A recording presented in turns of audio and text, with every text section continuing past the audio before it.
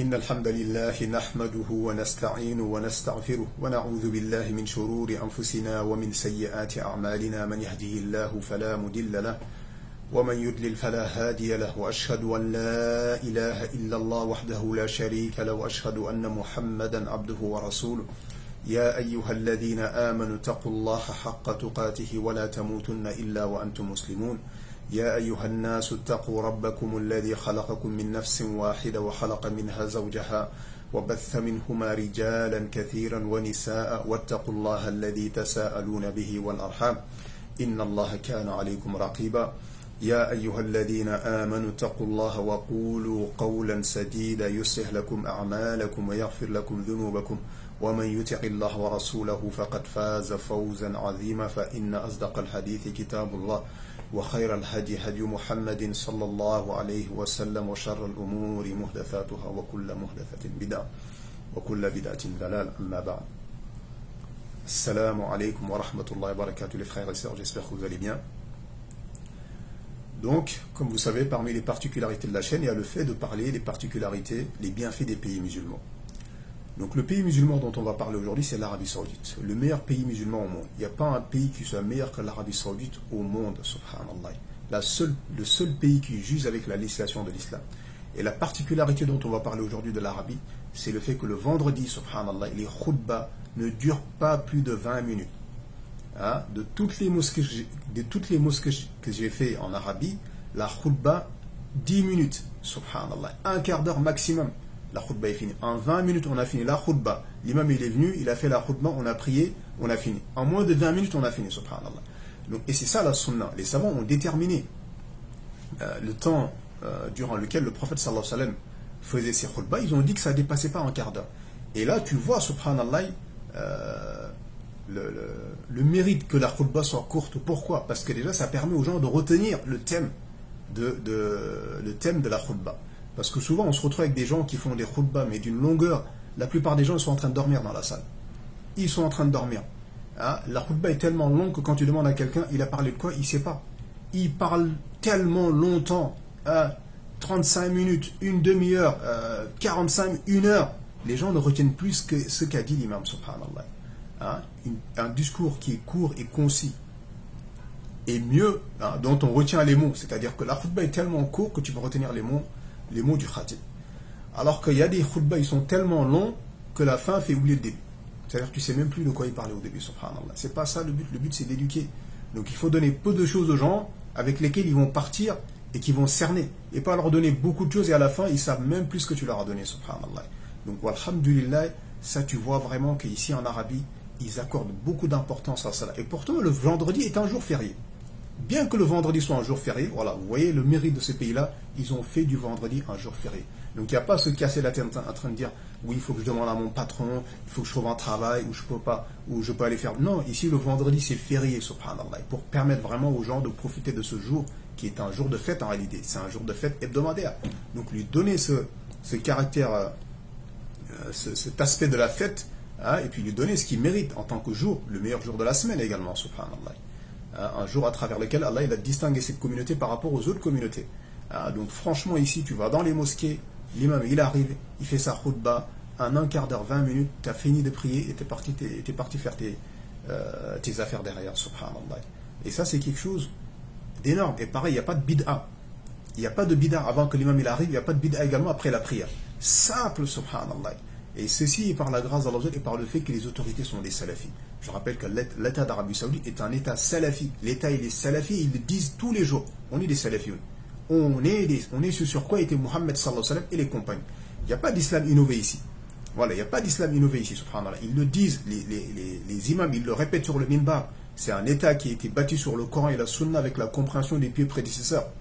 Hein? Quelques répulsions qu'on est les jaloux. Parce que certaines personnes, des musulmans, hein, le pire dans tout ça, c'est ça. Ils n'ont d'ennemis que l'Arabie Saoudite. Parfois même, ils font l'éloge des pays de kufr pendant qu'ils sont en train de critiquer l'Arabie Saoudite, subhanallah. Tout fait et geste qui se passe en Arabie, ils se concentrent dessus. Alors qu'au même moment, il y a des choses dans son pays qui sont pires. Il y a le shirk parfois dans son pays, il ne lève même pas la main. Il ne bouge même pas sa tête pour parler dessus.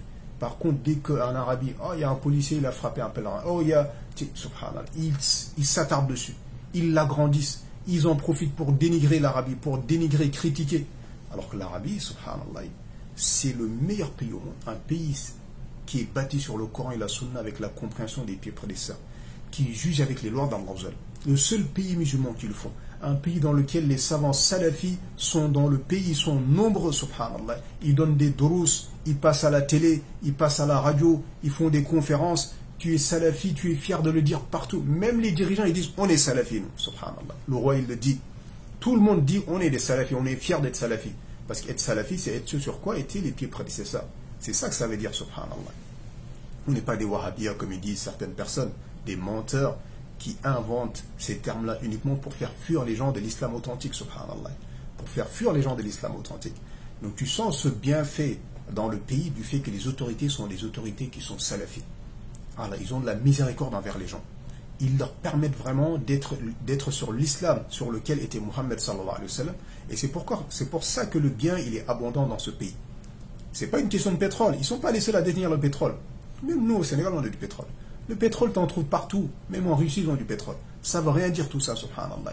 C'est le fait que le pays soit battu sur la ilaha illallah Muhammad Rasulullah. Pas de shirk. Allah est le seul qui mérite d'être adoré ici. Et Allah est le seul qui doit être adoré dans ce pays. Et Allah doit être adoré conformément à la sunna du prophète sallallahu alayhi wa sallam. Pas de bid'a. La sunna uniquement ici. Voilà ce sur qu'on a ici. Donc il n'y a pas de tombeau, il n'y a pas de mausolée, il n'y a pas de secte. Hein? Il n'y a pas de secte comme ça là. Parce qu'il y a des endroits, il y a tellement de sectes. Il y a autant de sectes que de population. Subhanallah. Ici, il n'y a pas ça. Pareil, il n'y a pas des partis politiques qui divisent les musulmans, qui amènent l'animosité et la haine entre les musulmans. Hein, qui s'entretuent pour Fulan et Allah, qui veulent juste obtenir le pouvoir. Il n'y a pas tout ça ici. Il y a les gouverneurs, tout le monde est uni derrière eux, il y a les savants de la sunna, il y a les mosquées, voilà, tout le monde ici forme un seul groupe, subhanallah, et tout le monde dans le même sens ici. Mais ceci ne veut pas dire qu'ils sont infaillibles, qu'ils n'ont pas des manquements, ça reste des êtres humains. Comme tout être humain, ils ont des manquements. Mais le plus important surtout, c'est qu'ils combattent le shirk. Ils combattent le shirk dans le pays. Ils n'autorisent personne à propager le shirk dans le pays. Ils combattent également les bid'a. Pas de bid'a dans le pays. Ils combattent également les sectes. Il n'y a pas de secte ici. Toutes les personnes qui appellent au sectarisme, ils les emprisonnent. Ils les emprisonnent, ils ne leur donnent pas la parole. Subhanallah. Et non, c'est comme ça qu'Allah préserve ce pays. Parce qu'Allah ne préserve pas un pays en envoyant des anges. Non, c'est à nous de s'attacher à la religion d'Allah. Et par conséquent, il nous préserve. Et il fait descendre sur nous les bienfaits du ciel et de la terre. Subhanallah. Donc voilà la particularité de ces gens-là. Ils n'ont rien de plus que nous, si ce n'est qu'ils s'accrochent à l'islam sur lequel étaient les pieds prédécesseurs. Car il n'y a que cet islam-là qui est bénéfique, qui rapporte des fruits. Quant à l'islam soufi, l'islam terrorisme, l'islam coraniste, l'islam chiite, ça c'est l'islam qui n'apporte rien, subhanallah. Donc certains pays, bien qu'ils ont le Coran, ils ont la sunna, mais avec quelle compréhension? Avec quelle compréhension ils utilisent ces deux choses? Avec quelle compréhension ils utilisent ces deux révélations? Avec la compréhension de Fulan, Allah, ils délaissent la compréhension des pieds prédécesseurs, et voilà qu'ils sont dans des fitan, dans des guerres, subhanallah. Certains pays, ils s'entretuent alors qu'ils sont musulmans. On va voir la raison pour laquelle. C'est parce qu'ils ne sont pas sur l'islam sur lequel était Mohammed sallallahu alayhi wa sallam et ses compagnons radiallahu anhu. Donc ces gens-là, voilà leur particularité. Donc si nous voulons le bien dans lequel ils sont ces gens-là, il faut qu'on fasse la même chose dans le pays. Pas de shirk, il n'y a pas de tombeau ici, il n'y a pas de mausolée. Pareil, les sorciers, ils les attrapent ici, ils les tuent. Mais chez nous, laisse tomber, les sorciers, ils passent à la télé. Les voyants, ils passent à la télé, subhanallah. La sorcellerie est en direct à la télé. On organise des combats de lutte dans lesquels, tu vois, c'est même pas un combat de lutte, c'est un combat de sorciers, subhanallah. Il y a des sorciers partout. Talisman, gris-gris, et le coq qui part par là, on tue un coq, on le jette, c'est des choses ici, ça passe pas, subhanallah, abadan. Au contraire, les savants de la sunna, ils passent à la télé, ils font l'explication de Kitab Tawhid. Vous avez vu Charles Fawzan en train de faire l'explication de Kitab Tawhid à la télé, subhanallah. Comme ça, partout, subhanallah. À la radio, c'est pareil. Voilà pourquoi le bien il est abondant dans ce pays, subhanallah. C'est pas une question de pétrole, c'est une question de combattre le shirk et de répandre le tawhid dans tout le royaume, de combattre la bid'a et de répandre la sunna dans tout le royaume, et d'interdire tous les groupes égarés, toutes les sectes, et d'interdire également les partis politiques. Il n'y a pas de démocratie ici. Ici, c'est la charia, subhanallah. C'est ça la fierté. Et ça, c'est une fierté pour eux et pour tous les musulmans. Pourquoi on aime ce pays? Pourquoi on est fier de ce pays? Pourquoi on est fier de ces gens-là? C'est par rapport au fait qu'ils combattent le shirk et qui appellent le tawhid et qui propagent le tawhid dans tout le pays. Le fait qu'ils combattent la bid'a et qui propage la sunna dans tous les pays, et le fait également qui combattent les groupes égarés, les tablirs, les irwan, dans toute leur intégralité, ils les combattent tous sans exception. Et toute personne qui soutient les groupes égarés qui font leur éloge, ils le mettent en prison ici. Subhanallah. Et pareil, les terroristes, ceux qui tentent de faire des attentats, de faire exploser des mosquées, ils les attrapent, ils les tuent, subhanallah. Et c'est pareil, les sorciers, ils les tuent, subhanallah. Alors que nous, va voir, nous on fait venir les terroristes, on leur donne la parole, on fait leur éloge. Il y a combien de gens de Hizbiyoun qui font l'éloge d'Adou, le Mauritanien, le Takfiri, le fils de Qardawi. Il y a combien qui font l'éloge de Qardawi, le terroriste. Alhamdulillah, il est parti. Dans des pays comme ça, subhanallah, et des gens, ils font leur éloge, ils leur donnent, ils les invitent, ils viennent faire des conférences. Alors qu'ici, c'est pas le cas, subhanallah, abadan. Voilà la particularité de ces gens-là. On demande à Allah qu'il les récompense, qu'il les préserve pour tout ce qu'ils font pour l'islam et les musulmans. S'il n'y avait pas d'autres bonnes actions dans leur balance que le simple fait qu'ils ont mis en place l'université de Médine, à travers laquelle des milliers d'étudiants sont venus étudier dans le monde, sont venus du monde pour étudier dans cette université-là et qui sont partis prêcher. La plupart des mashayikh qu'on a aujourd'hui dans les autres pays, ils ont tous étudié quasiment à Médine. La grande majorité d'entre eux. La plupart également des étudiants en sciences qu'on a, francophones, anglophones, la plupart d'entre eux ont tous étudié à Médine et ils sont repartis dans leur pays propager l'islam authentique au sein de leur peuple. Et ceci, c'est par la grâce d'Allah, puis par les efforts des autorités saoudiennes, subhanallah. Donc la particularité de ce pays, les dirigeants sont des salafioun. Donc il n'y a pas de bid'a dans les mosquées. Il n'y a pas de bid'a dans les mosquées. Des mosquées simples, tu rentres dedans, tu sens l'apaisement et la sérénité calme. Il y a des mosquées, tu rentres dedans, tu ne peux même pas prier. Ils sont en train de faire des bid'a, en train de réciter le Coran en groupe, en train parfois de danser, de se rouler par terre, en train de faire du dhikr en groupe. Tu ne peux même pas prier, subhanallah. Wala hawla wala quwwata illa billah. On demande à Allah qu'il les récompense de la plus belle des manières, qu'il les préserve, qu'il les augmente en bien, qu'il les assiste, qu'il les soutienne, car oh combien ils ont des ennemis, parfois même parmi les musulmans, subhanallah. On demande à Allah qu'il nous permette de faire comme ces gens-là, de faire de nos pays des pays qui combattent le shirk à tous les niveaux du pays, à tous les niveaux, qui propagent le tawhid dans tous les... Je rappelle qu'ici en Arabie, le tawhid il est enseigné dans les écoles primaires, dans les collèges, dans les lycées, il est enseigné dans tout l'enseignement, dans tout le cursus scolaire. L'unicité d'Allah est enseignée, subhanallah. Alors qu'il y a des pays, il n'y a même pas de religion. On ne te parle pas d'islam dans le programme scolaire. C'est haram. Ils te disent on est des laïcs, on est des démocrates, nous. Non. Alors que le gars il s'appelle Mohammed, il s'appelle Abdallah. Il te dit la religion, non, laisse ça de côté. Prends-nous de l'histoire de Charles de Gaulle ou de Deuxième Guerre mondiale. Qu'est-ce qu'on a à faire de nous, de ces kuffars, ils se sont entretués. Mais qui s'entretuent ces massacres? Qu'est-ce qu'on en a à faire, subhanallah? Enseigne notre histoire, l'histoire de l'islam, de Muhammad sallallahu alayhi wa sallam, sa mission, pourquoi il a été envoyé. Enseigne l'histoire d'Abu Bakr, de Omar. C'est ça notre fierté, c'est ça notre source, notre origine, elle est là, subhanallah. C'est ça qui fait notre fierté et c'est ça qui nous permet d'être meilleurs pour l'avenir. Donc enseigne-nous cela, subhanallah, mais ne mets pas ça de côté. Alors qu'eux ici, c'est ça ce qu'ils font, subhanallah. Ils enseignent cela dans tout.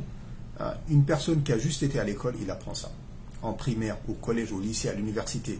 Et pareil, dans les mosquées, il y a des durous. Dans les mosquées sacrées, dans les autres mosquées également, tu as des durous matin, midi et soir pour exposer aux gens la religion d'Allah, le droit d'Allah, l'unicité d'Allah. On a créé les djinns et les hommes que pour qu'ils m'adorent.